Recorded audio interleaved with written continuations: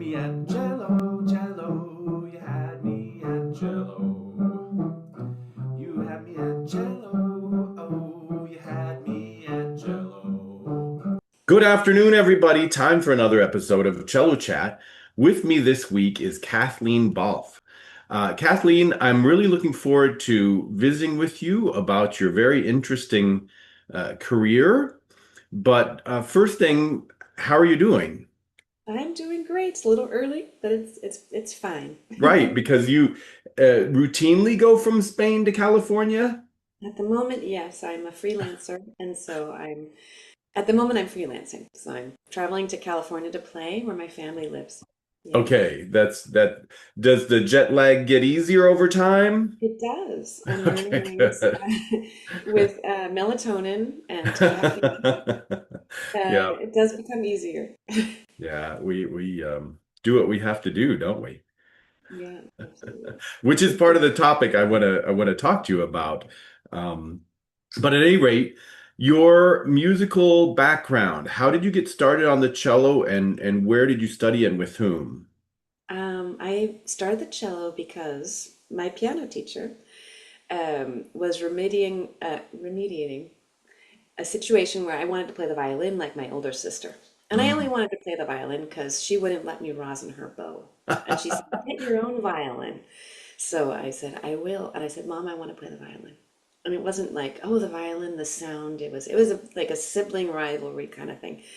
And my piano teacher said, well, we can't have two violinists in the same house. That would be bad. So she said, you're going to play the cello. And that's how I started playing the cello. It's not a big romantic story, but it's kind of a funny anecdote. And so I started studying with a band teacher, like an orchestral teacher who taught all of the instruments. So she taught violin, viola, and cello, not bass. Her husband taught the bass. And after a couple of years, she said, I don't have anything else to teach you. But fortunately, I lived in the Bay Area, and Irene Sharp, she knew about Irene Sharp and recommended that I go play for her, who accepted me into her studio, and I studied with her from the age of 7 or 8 until 19. So it was a long period of time with Rainey. Wow. And then it was hard to leave her, but I did. And I went to Lawrence Lesser at the New England Conservatory. So Wow. those were my formative years. Yeah. Yeah. Well, and then when I hear how you went from there to Spain, but those two teachers, Mhm. um, very very different in Very well. approach. Rainey was particular about who you'd study with because her technique was very particular. So she didn't want everything to be undone that she had done. So she kind of guided from where you'd go. And it was important to know who she would, be okay with. And she was okay with Larry Lesser. All right. All Yeah. right. So I know this is a huge question, but I like to ask it all the same. It's huge because we can probably each of us go on and on. But are there things that you learned from both of them that just kind of are on the forefront of your brain every time you're teaching or playing the cello? Absolutely. With Rainey, the left hand, it was about clinging and never about pushing or grabbing. The cling, it's like cling wrap. Every time I see cling wrap, I think of Rainey. That's And I was just thinking about this yesterday. Lawrence Lesser, he had a left hand structure from Piatigorsky, more vertical, and Rainey's was more of a pull, like a pulling, clinging left hand. So the left hand technique was quite different, and that was challenging when I arrived. Rainey also on the right hand, she was about scooping. So hmm as a child, that's a nice concept because she talks Yeah. about ice cream and scooping the sound out. Whereas Larry would talk about bell sounds or more direct sounds. So that was a very different approach to my right hand as well. How So there about were some adjustments, and that was tricky after so many years with the same teacher to Mhm. incorporate. So there is a curve, when you change teachers to Yeah. try to assimilate. If you're really truly assimilating what they're telling you, there's a bit of a dip. And that happened to me when I was in college. That was scary, Hmm. but I think it's normal and Yeah. it's healthy. Yeah. Yes. Right. Yeah. In the long run, for sure. Yeah, I Yeah. remember Phyllis Young would. Uh, mention the teachings of Irene Sharp on a fairly regular basis, and that scooping thing Phyllis herself was very fond of, and she would often mention uh, Irene in that context. It's a great, look at a youngster sometimes when they get out to the tip and they just think it's just about, okay, now I'm gonna clamp and push, and oh my gosh, that's not sustainable. No, it's not. Yeah, and I feel like my bow techniques, people have complimented me on my bow technique that I don't know, it's just a way of doing things that I don't see everywhere. I don't see it, so I think it is kind of special.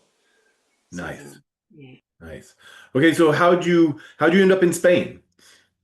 I was at the New World Symphony after New England Conservatory, and I needed to find a job. And the Twin Towers had taken place. And I was thinking, I kind of want to get out of the country.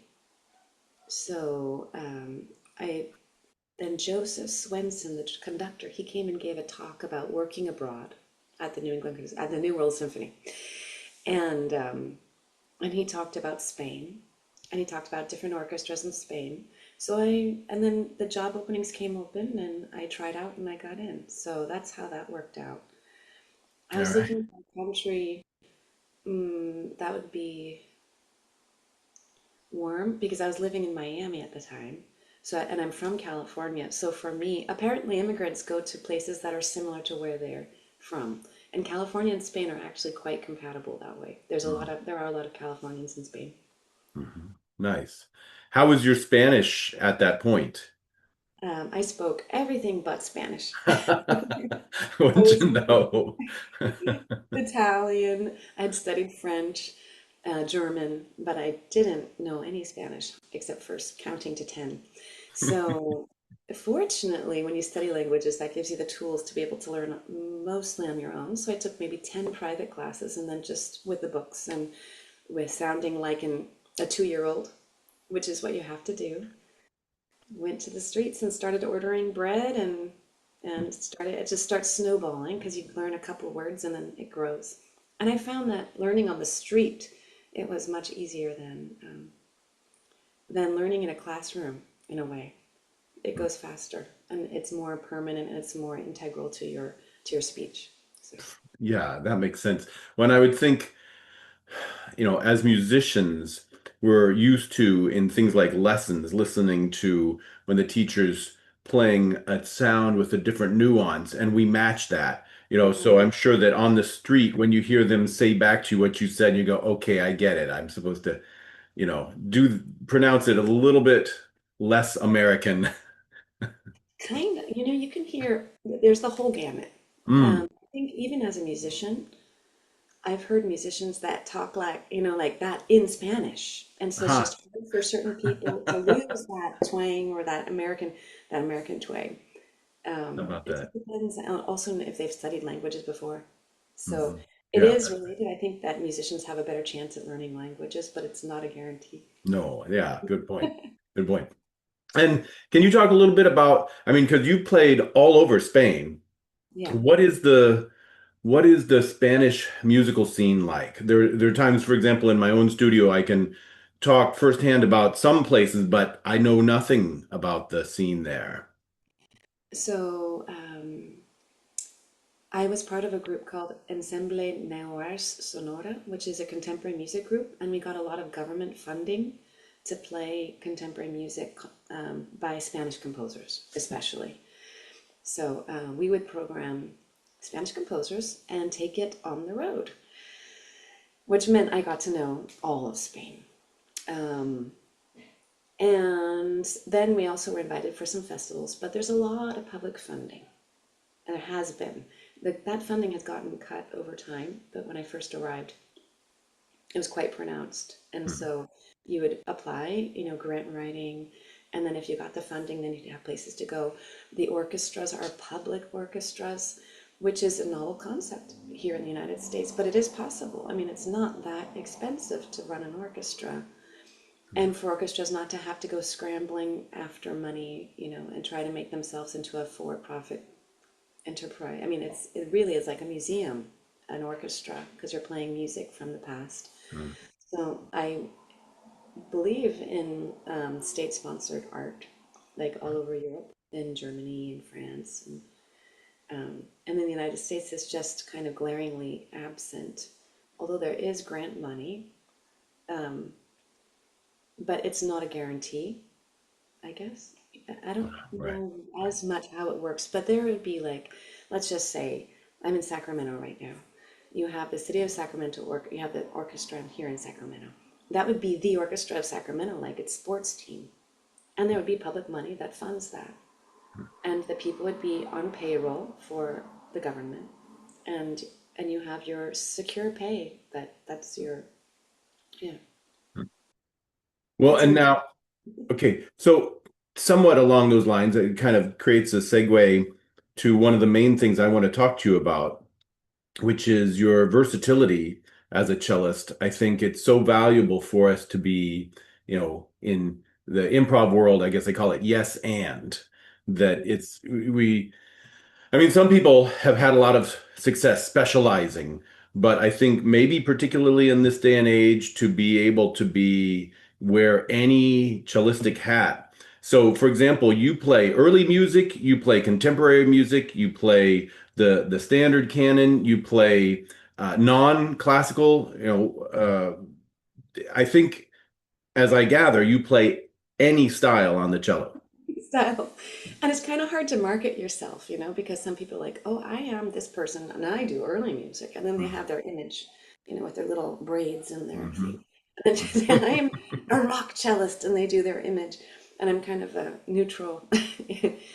um, so I did study early music at the ESMUC, ASESMUC in Barcelona, which is where all of Jordi Saval's cohorts teach, which was great. It was really neat. Yeah. Uh, I haven't been able to play as much professionally, Okay. but it was so informative to just do the work, the coursework, and understand about how the process is to try to bring older music to the stage in a authentic way. Mhm. And I Mhm. love research. That sounds really weird. I'm one of those rabbit hole people. I love rabbit hole. I just keep going and I'm reading all these old documents. And It's great. that's what I did during COVID. I was just reading old documents, going online. And I Yeah. love libraries. So there's that. Um, and there is a large market for that. There are people who really want to hear that. So you need to know. And my orchestra in Granada, which is where I have my tenured position, they do often projects. And I had not learned it.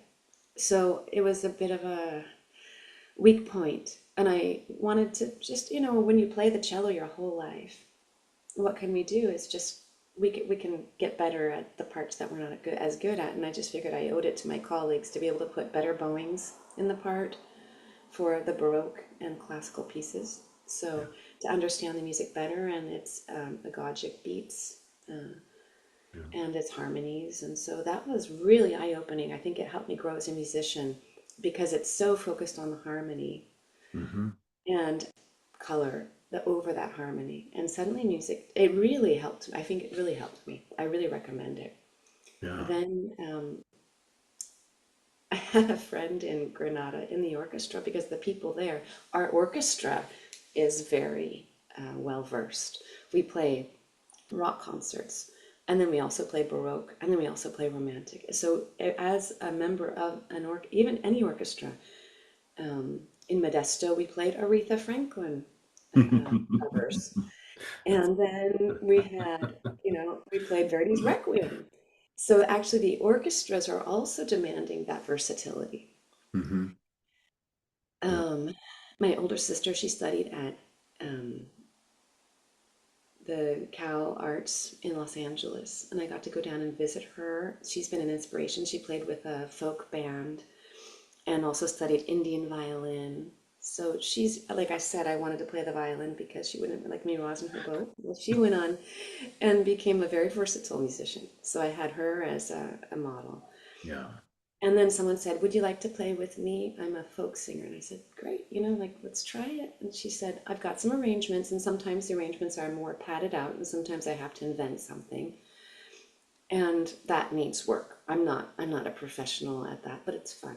It's fun to try and Cool. so Yeah, okay. So I also want to ask you about your arts administration experience. I have a separate question for that, but given that you can wear that arts administration hat as well, I want to also ask you, where do you think is the future, or what are the prospects of continuing to build audiences for contemporary music and for classical music? I mean, I know when we do things like, especially film music concerts, then everything's packed. And then there's crossover repertoire or something, but how do we keep drawing people to a concert of contemporary music, for example? well, I think the Cabrillo Festival of Contemporary Music is a great example of drawing audiences to contemporary music. I think it's a study in itself. They have received public funding most of the time, but they have a loyal local group of people that come and listen to the rehearsals. They come and sit down for, a full rehearsal to watch the process of us struggling to being able to play it in concert. And Yeah. they love that process. So Hmm. the people that come to a symphonic Brahms concert, that's a different audience than the ones that want to see the process and be on the nerve. They say on the nerve in Spanish, on the forefront, Yeah. to be right there. Um, and to cultivate that curiosity in people and to invite them to join the process with you. I think the process is where you gain the audience, because if they just come to the concert, they have no idea what was behind all of that, all of the thinking that went behind that. And to meet the live composer, that's also really special. To realize that music isn't classic or written music, because it's just, annotated Hmm. music, is not something that's always historical. It's still happening today. It's a different branch of music, but it's still happening. So I don't know. I think there are possibilities. I think especially inviting people to the rehearsals and I like that. mm, Yeah. Because otherwise, that, well, for one thing, the rehearsals helps kind of get rid of that fourth wall, which sometimes is in the mind of the audience. It's something magical that is done on the stage that they think, oh, I don't have talent, I could never do that. But when you get to hear inside the process, I could see how that would be its own hook. absolutely, yeah. And also that they're well interpreted. Spanish uses interpretation instead of performed. And it's like being an actor, because you're given a script and you have to interpret. Hmm. It's not just playing the notes on the page, you're actually doing a whole interpretation of the context of the. I really like that word for performing music. So if you have someone who doesn't know the idioms, and that's about, being a contemporary musician, you have to know the idioms. You have to know your rock and your jazz and be able to bring that out in the way that it needs to be brought out. Because if you're not getting that, the audience isn't getting the reference. Hmm. And there could be an early music reference, and so you kind of have to know everything that came before and everything that you're swimming in now to be able to interpret contemporary music, I'd say. Yeah. Yeah. Yeah. It's a lot, but it's a good thing we enjoy what we do. Oh, I think that's the most fun. That's one Excellent. of the most fun bits of it. Yeah. Okay, so arts administration, I think that's an area that if some of the young people particularly who are watching this realize how helpful that can be able to wear that hat as well. I mean, one of the questions is, how did you come into arts administration? Did that relate to, for example, the ensembles that you have helped to found? And then the second question will be, how do you find it valuable in your, capacity as a professional cellist? Okay, so if you're going to get an orchestra job and just do that, then you don't need arts administration, not at all. but I'm a little more antsy. I want to do other things. And if you want to do other things, even if it's something as simple as proposing a chamber concert for your orchestra, because they have a chamber series, let's say, you still have to know how to write that up, how to program and curate a program. So it's actually essential to know how to write things up and how to ask and how to communicate. So these are skills you can start learning them along the way. It's not like I don't have an arts administration degree, but by necessity I've had to work on these skills, and there are ways to work on them. I became the president of the American String Teachers Association for the San Francisco section. By necessity, they didn't have anybody. And I said, I'm in Spain, but I've got time on my hands at the moment, and I don't mind learning these skills. So I learned how to make a newsletter. I learned how to communicate with the membership, the members.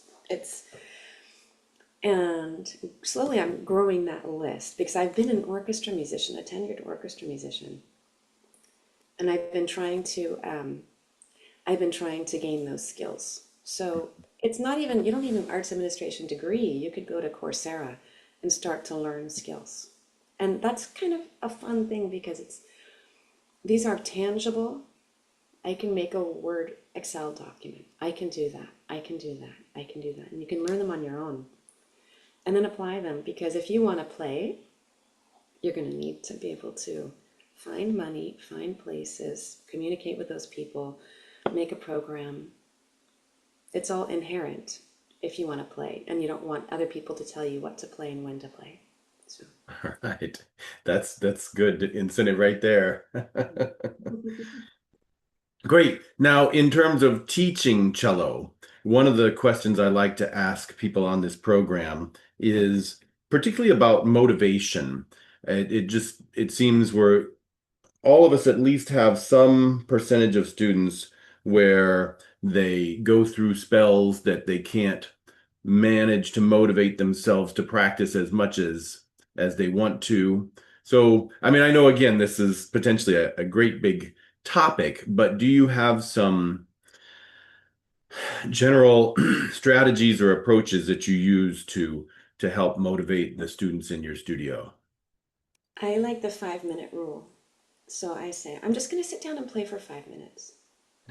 Because when you have this big elephant of like, I'm going to sit down and play for 4 hours, it's like, I'm not going to do that. So I say, grab those little moments. I'm just going to sit down and look at that for 5 minutes. And then 2 hours goes by. But the initial hump is actually much easier when you just think it's going to be even 3 minutes, if 5 minutes is too much of a commitment. 30 seconds. But just get yourself sitting in the chair to look at something. And if you feel inspired, continue. And if you don't continue. I would say people that sit down and try to hack away at things, I like to be inspired when I practice. I know that sounds luxurious, and it can be, but I think if I don't have a performance coming up, which in orchestra you always have every week, and there's definitely an inspiration to practice because you're going to be on stage in a few days and you need to learn that material. But if you don't have that, try to practice only when you're inspired, if you can.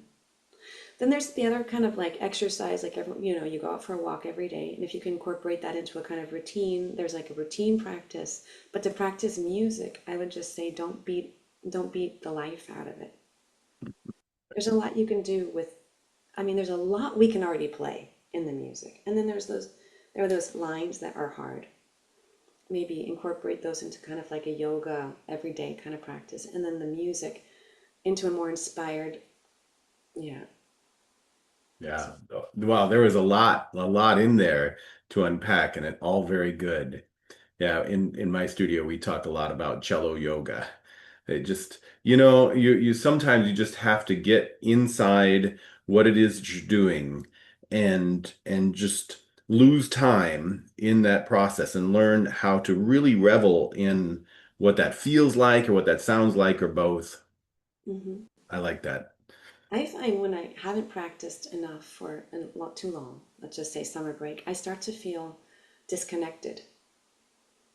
Because actually I'm realizing that music is kind of like a spiritual, and Rainey said that. I said, "What religion are you?" when I was little.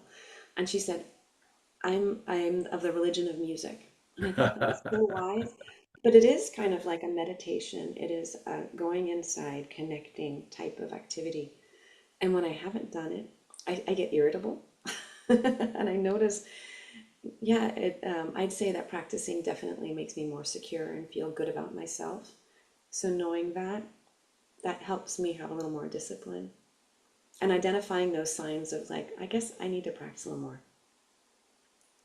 Wow, that's great. I love this. So at one point in time, I went as a project and tried compiling all the answers for the past 180 episodes of this that people have given to the motivation.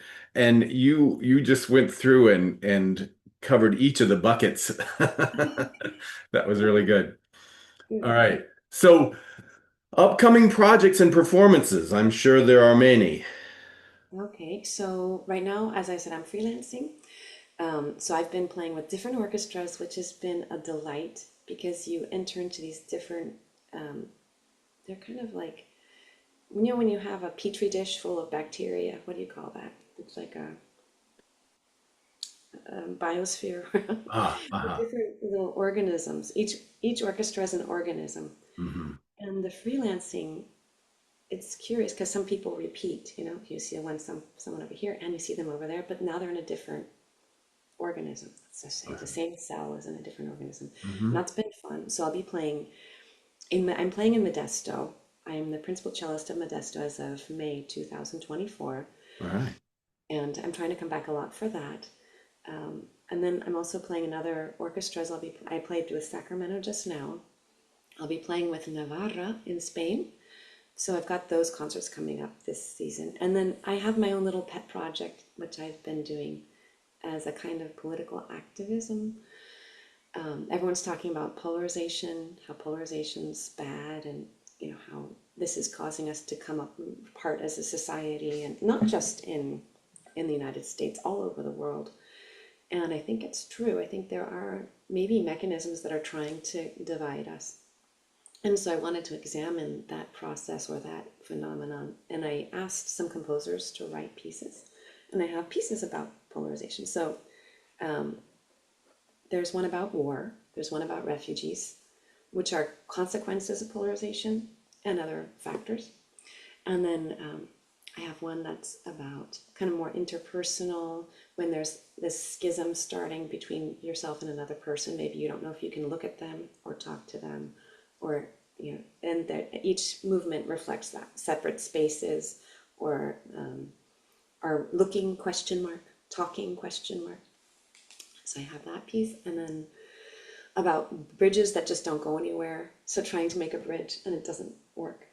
And those kinds of, it's an intense program. I've played it for schools, I played it for associations. My ideal with that piece, at least, has been to do small groups so we can talk afterwards and people can give me their feedback.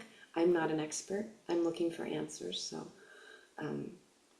I've gotten answers in the form of drawings and poems. I mean, at least their reaction to the pieces that I've played. Yeah. And then I just commissioned a solutions piece. So, given all of these negative consequences of polarization, what do you think the solution could be? And I have my first piece, which is for voice and cello. So, I'm actually having to sing a lot more than I thought. I have to play double stops at the end of the cello and put a note inside of that. So Mhm. it's quite challenging, but Mhm. that keeps me entertained. And I'll be playing that at the United Against Hate Week in Santa Cruz, California on Monday. Mhm. And I'm looking for other places to play and to, find feedback from audiences. Always be getting feedback because that's my goal, is to to stimulate creative thought around this problem. And my guess is that if I notice that I'm being polarized, like people are trying to convince me that this person is bad because they believe this or that, or they think that or that, and I notice that I'm starting to think that they're different than me, then if we can resist that tendency, which is natural in Mhm. humans, then we can solve the problem of polarization. And Wow. More power to you, Kathleen. thank you. I don't know. Wow. That's my project. Yeah. Wow. Just that. It's huge. Well, now, one of the things I ran across, I don't remember, but at some point, a video of you online with a very touching work that you wrote for your brother, and you sing at the end of that, right? Yeah. Yeah. Okay, but now this is the first that you're singing and playing at the same time. Yeah. Uh-huh. And I noticed, so I'm not an opera singer, although I've done false, I have sung with choirs. I sang a gospel with the choir in Granada, a gospel program. I used to sing when I was young, like Broadway stuff with Wow. our little choir of teenagers. I've sang in the church choir, so I have sung, but I've never had I've had a couple of voice lessons because I looked for them. Some people in Granada wanted me to sing bluegrass, so I studied a little bit of a couple bluegrass songs. I enjoy singing. I feel like it's nice not to have to carry a cello. You can just use your voice and just the whole. It's Yep, such a different world. Singing is a different world. it is. Um, yeah, and the piece I wrote for my brother, Swing Low, was something that we had on record and when I was a little kid. I don't remember if it was Raffi, the Christian singer. My parents had us listening to Christian rock when we were young. Um, and there it was. And that was my song that I would sing and I'd dance. So our Uh, family would come to the house and then I would put on that record. And so I put that down as yeah. that's sweet. He I like passed away during COVID. But what I notice when I'm playing is that I want to use vibrato in the cello, but my voice vibrato, I can't do I'm trying, it's an interesting process. I don't know how great it's going to sound on Monday, but it's a process. Again, this is the contemporary music process. It's about Yeah, experimenting and putting yourself out there. And I would say it's like cooking. This is going to be, I have a recipe, which is yeah, the composition, and I'm going to try to cook it for my audience on Monday. And that will be one example of that cooking. And that recipe is still there, but it's never a final performance. I'll be making that lasagna again here, for someone here. else. And that might come out a little better. So it's like looking at performances as never an end product. Here, here. I really like that too. All right. Well, thanks so much, Kathleen. I hope our paths cross maybe at Yes. ASTA. Oh, maybe. I'm not sure if I'm going to be able to Okay. go. All right. One of these Oh, I days, wish. perhaps. That would All have right. been really nice. All Yeah, right. we'll see. I'll Well, see. thanks so much for your time and your thoughts. This My has been pleasure. really, really fun. Yeah, thank you for taking the time to ask me my opinions and experience. So All right. Well, more power to you and take care. thank you. Take care, Benjamin. All right. Bye-bye. Bye. You had me at Jello.